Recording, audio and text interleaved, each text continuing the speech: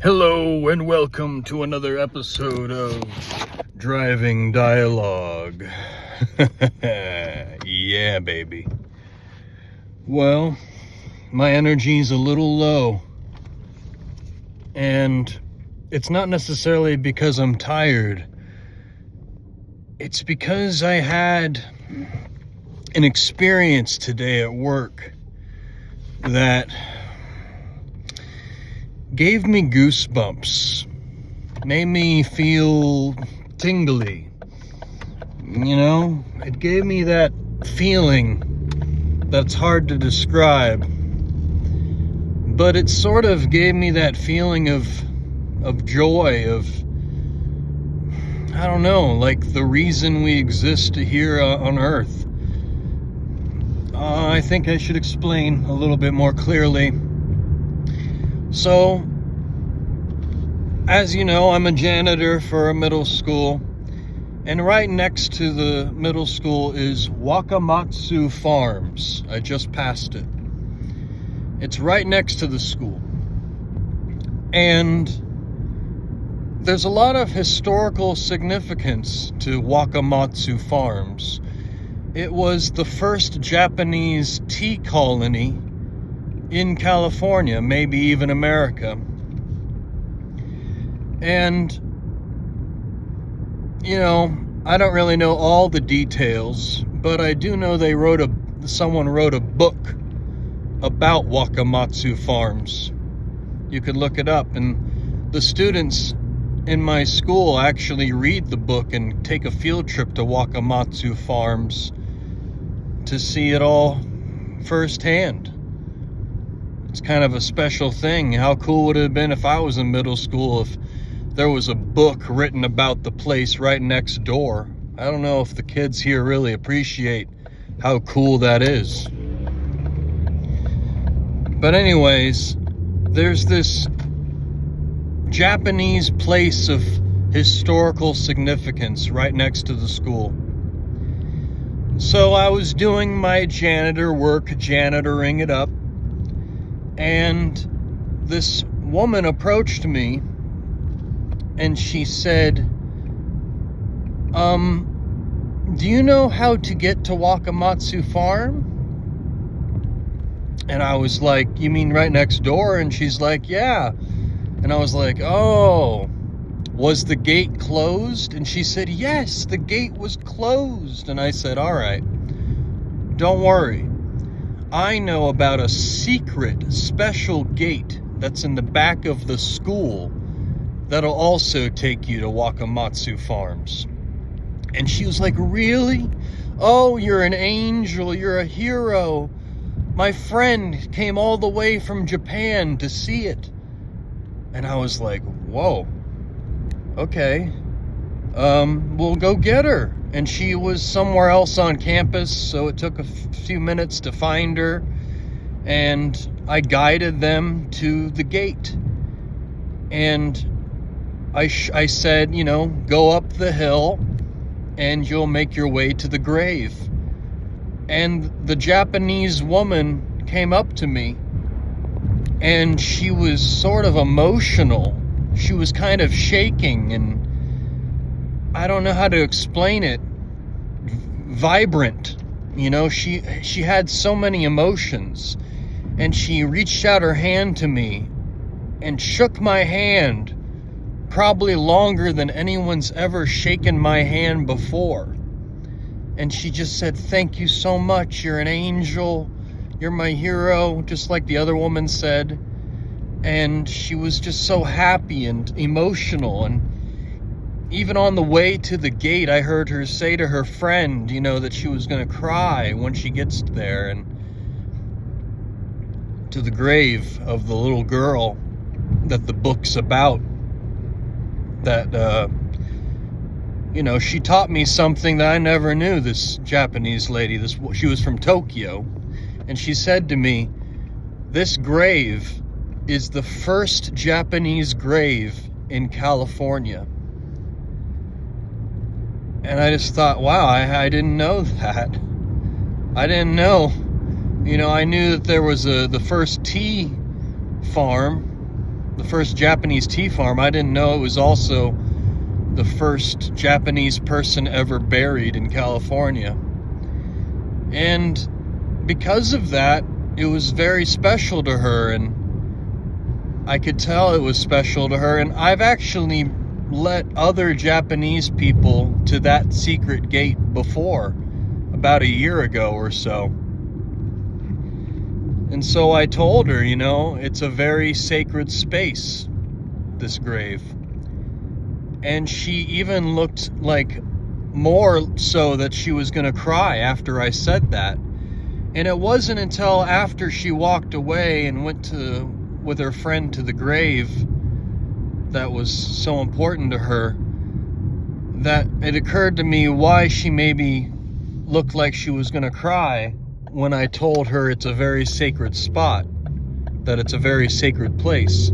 Because I'm not Japanese. I'm just some white dude. And even I realized how special and sacred this grave of this little Japanese girl is. And that's before I even knew it was the first Japanese grave in California. I just knew that it was a special place for other reasons. It's a grave of a little girl. That by itself is pretty special and sacred. And also the rumors that I heard. The rumors that the reason she died and other people at this Japanese tea farm died is because white gold miners were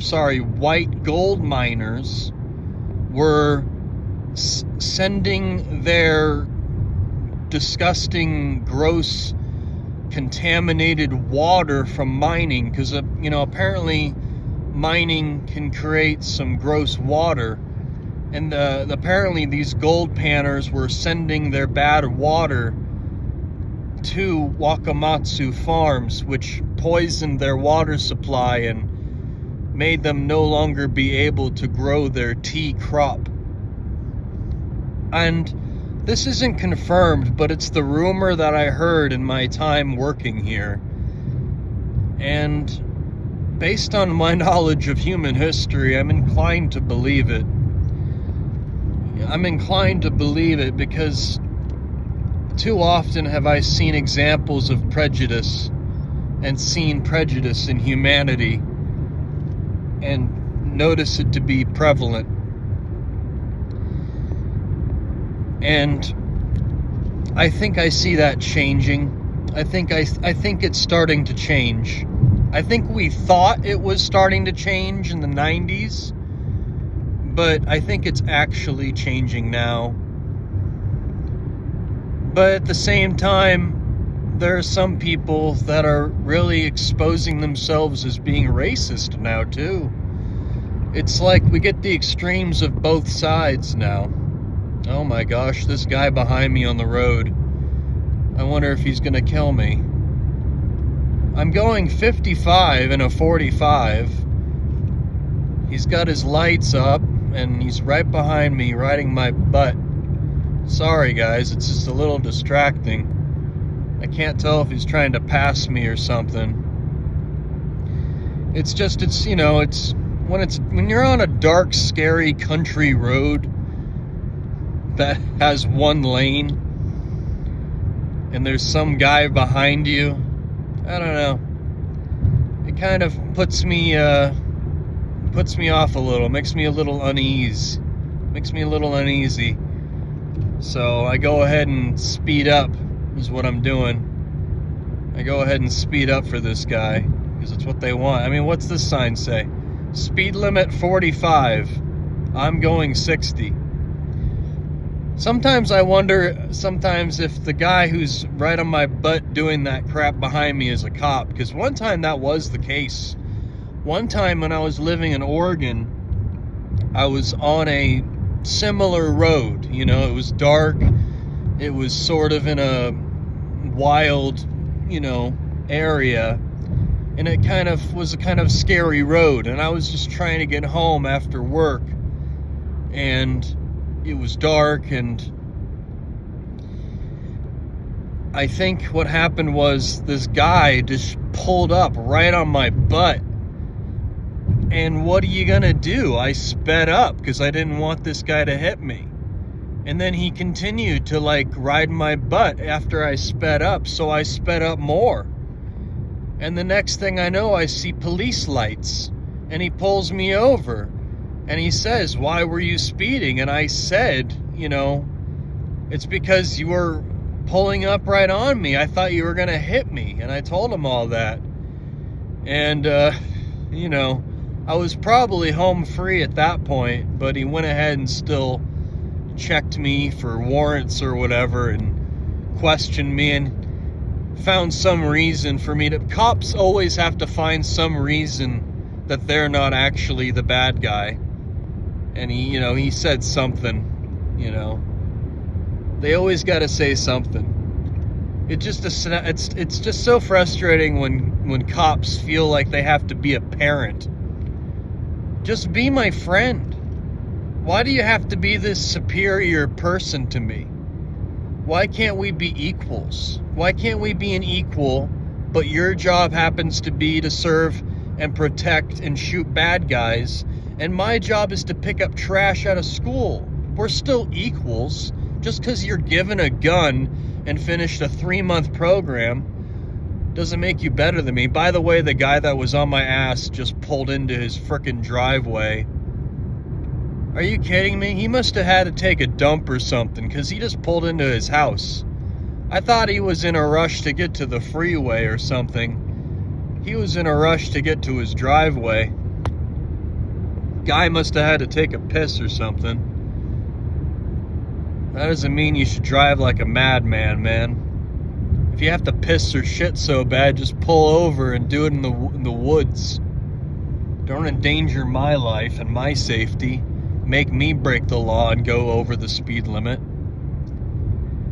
What a lovely human being.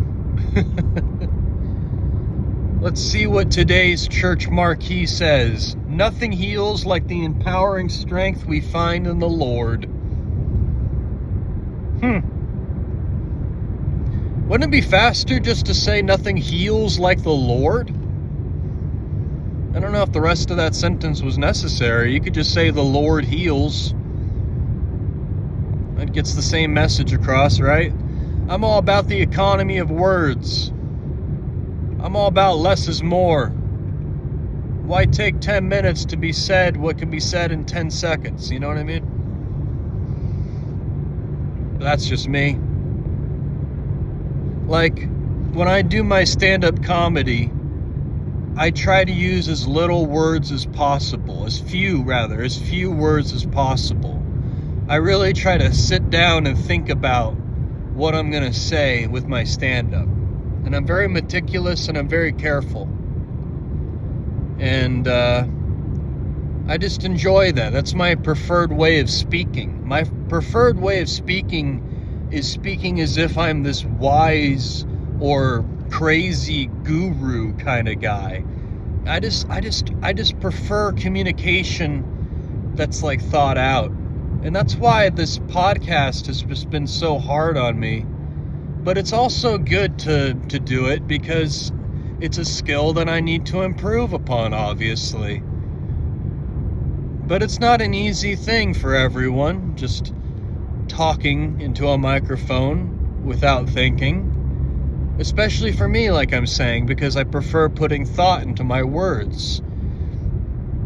And it's hard, is all I'm saying. I'd like to see you try to do it. I'd like to see you try to do it, see how you fare. I think everyone should try. Everyone should try. I mean, it might be hard, because you'll probably find yourself going, or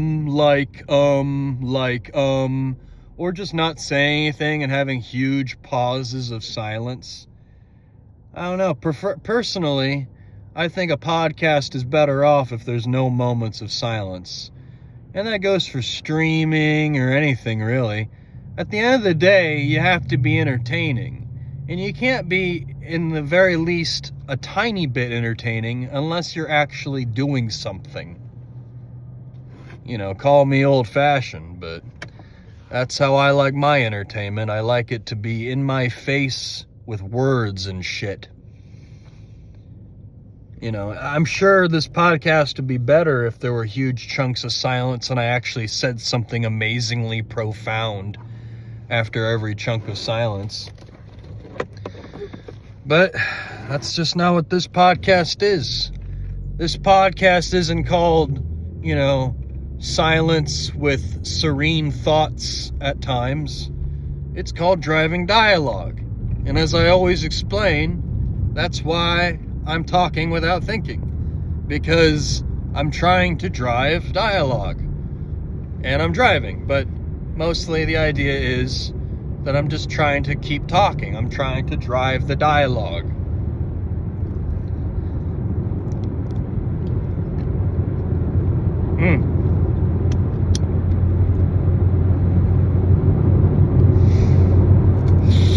And I've just failed.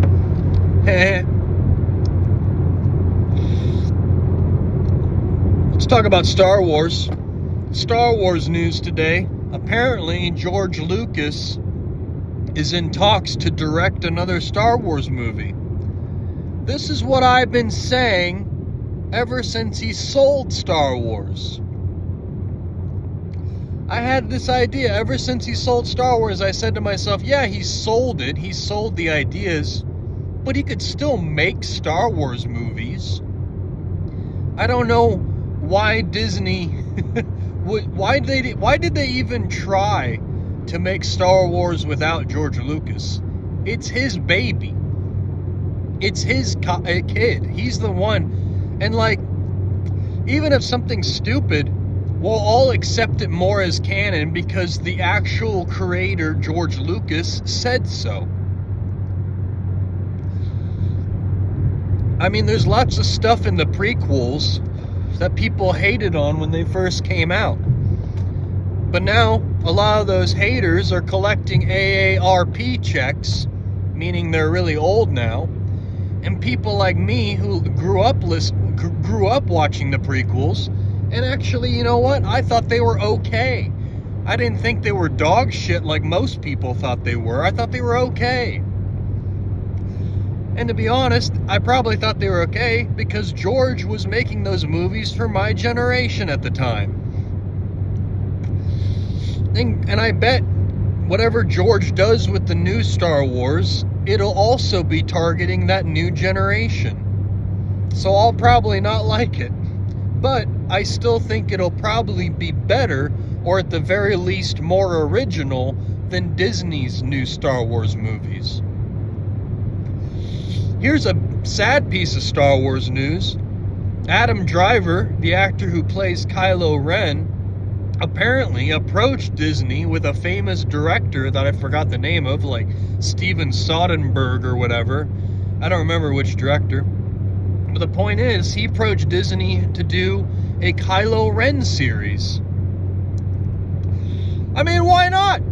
Frickin' everyone else has a series on Disney Plus. Why not let Kylo Ren have a series? I think he was probably one of the best characters in those new Star Wars movies. It actually felt like he gave a damn. It actually felt like he was trying to create like a Star Wars movie. Like basically no one else that's new, those new actors, they didn't give me that star quality feeling. They didn't feel like, yeah, this is the new Star Wars. It felt like Temu Star Wars. It felt like Craigslist Star Wars. It just felt like TV movie Star Wars. The new Star Wars movies. I mean, obviously the first one's just a complete remake of A New Hope. And that alone is bullshit, dude. And it's like, if you're gonna do that, fine, then just remake all of them. But don't call it a new movie, just call it a remake. Just say, this is a new version of A New Hope. That's called a play. That's how plays work. It's the same script every time they redo a play on Broadway that's been done before, but a new director usually, and they have a new vision, a new artistic vision, and that's okay. It's okay to have the same thing but done in a new way. If people want it, then it's fine. I don't know why you want to redo something and then change certain things about it so it sucks.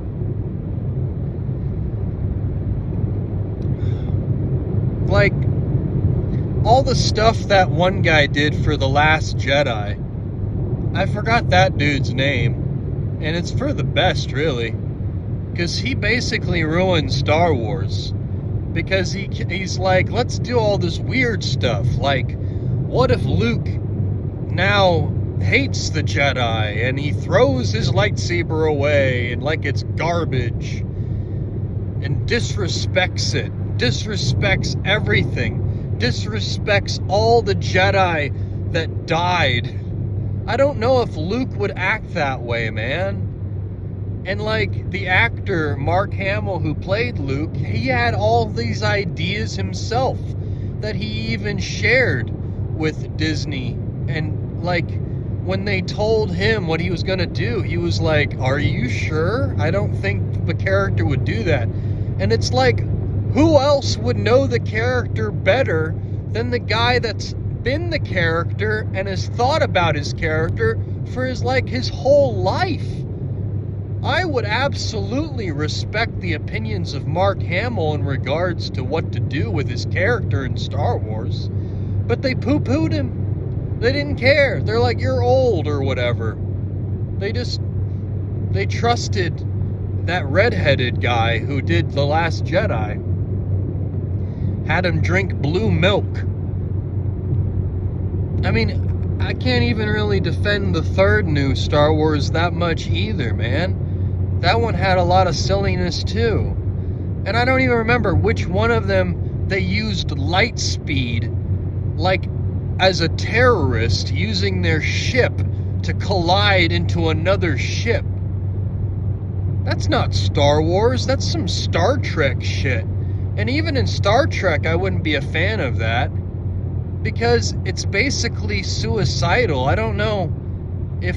I don't really approve of suicide being used in my family movies, because that's what Star Wars is supposed to be. They're supposed to be family movies.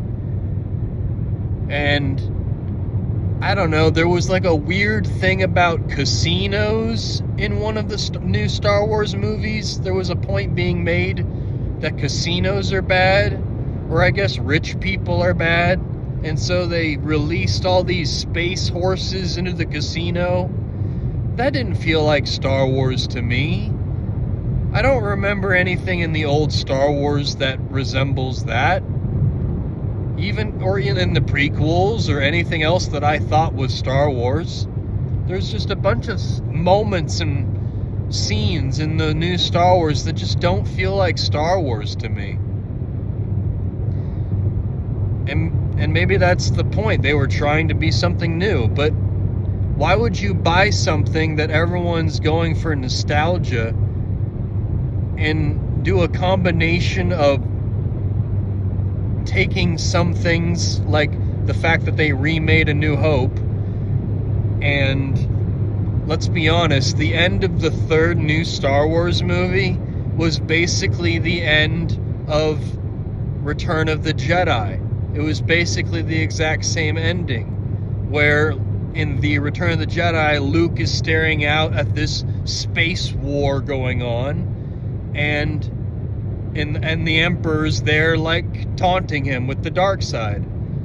And what's the end of the third new Disney Star Wars movie? It's Raya, or whatever her name was, and there's this epic space battle going on, and the Emperor's, you know, also trying to use it's the exact same thing to me. To me, it's the exact same thing. I know it's slightly different, but it's just stupid, man. And Snook, General Snook, they didn't even do anything with him. Like, I don't know, I think, like, there's so many ways you could have made the movie's cool, man. Like, that's the important thing, is, are they cool? Because I guarantee the original Star Wars were cool to everyone who watched it. It was probably the first nerd shit that was cool. Because even the jocks could get into Star Wars. And it's like, I didn't feel like the new Disney Star Wars movies were cool. I felt cringe. I felt embarrassed to watch them. I mean, there are cringe moments in the prequels. Like, when I was a kid, I was embarrassed about Jar Jar Binks' existence. But by the second and third movie, they do it right. You know, Jar Jar just disappears slowly. You know, and that's just because George was trying to attract children. But I don't know, man. Was there any children that actually liked Jar Jar Binks? Did that work? Was there any kid? I didn't meet them. I don't remember a single kid who was like, yeah, Jar Jar, hilarious comic genius, Jar Jar Binks. Guys, you want to talk about funniest movies? What about Jar Jar Binks and Star? No one said that shit. No one actually found Jar Jar Binks charming. It is, I guess George must have, to approve all that. It's, so, if there's one thing, is like, George Lucas can make a good Star Wars movie, but keep him away from comedy, because his idea of comedy is Jar Jar Binks. And like, I just feel so bad for the actor who played Jar Jar Binks, because he might have thought that he was doing something good. And it was probably like the Emperor's New Clothes on set. Like, nobody wanted to tell Jar Jar Binks that he's not funny. I'm sure nobody told him. Because if you did tell Jar Jar Binks' actor he's not funny, maybe he would have done something differently. Maybe he would have talked to George and be like, hey man, this isn't gonna work. In fact, this is gonna be the most hated thing you do in all of Star Wars. I can't think of anything else in the Star Wars movies that's worse that George did besides Jar Jar Binks. I'm sure a lot of people wasn't thrilled about watching Anakin kill younglings. I mean, I know you didn't see it, but it's very horrific, like how it's portrayed. That he killed the younglings. Why did he have to do that? I mean, if he wasn't a Sith Lord before that moment, by the time you've killed your 12th youngling, I'm pretty sure you're probably the most evil Sith to ever existed. He probably was more evil than Emperor Palpatine at that point. It's like, George, why'd you have to do that to us? Why did we have to see that?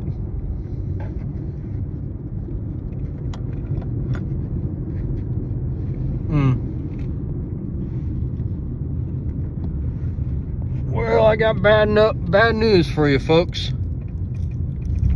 Today's gonna be a shorter episode because I'm starving and I worked late tonight, which means I have less time to cook a meal at home, which means I'm not gonna bother cooking a meal at home, which means I need to get something to eat, which means I need to get fast food, which means I gotta find some fast food that won't kill me. Because between you and me, I don't mean to get too personal here, but my bowels have not been doing great lately. I've been having tummy aches. So hopefully a veggie burrito from Chipotle will do the trick. Get me regular. Get me healthy. I mean, I did it to myself. Last night I had the Taco Express carne asada French fries. So, you know, you don't have to be frickin' Dr. Oz to realize that's probably not good. I mean, it's normally fine. I normally don't have problems after eating that, but You know when you're eating something and as you're eating it, you're like, this tastes off? Well, most people stop eating at that point because they're smart. Well, it's towards the end of the month and I ended up paying a lot more money for certain things. The point is, I'm low on funds right now, so I didn't really have the option financially to just throw away the meal that I had already gotten at a discounted special price. I mean, even Chipotle is basically an economical meal for me. It's only like $10.99 after tax to get a veggie burrito. I mean, I used to, get food from, even like this place called Dave's Chicken, which is technically a fast food place. It would be like $16 for a dinner there, and it was just like 2 chicken sandwiches and French fries. It'd be like 16 bucks. Looking back, it's quite insane because that money adds up. $6 here, $6 there. When you're living like me, it adds up. I need my pennies. So I've been having to eat less exciting veggie burritos from Chipotle. I mean, I like them fine, but I do love meat. But meat costs money! And I don't have that much money right now. But payday is around the corner. I just gotta make it a little bit longer. I don't know. I probably won't be able to buy any candy for the trick-or-treaters that'll come to my house. Oh, is there a line at Chipotle? No, it's not that bad. That's good. Let's not hit this guy. I'll try not to do that. All right, folks. This is the end of our journey today. As soon as I put the car in park. I don't know what we really talked about today. I don't think I told any stories. I don't know what happened. It's all a fever dream.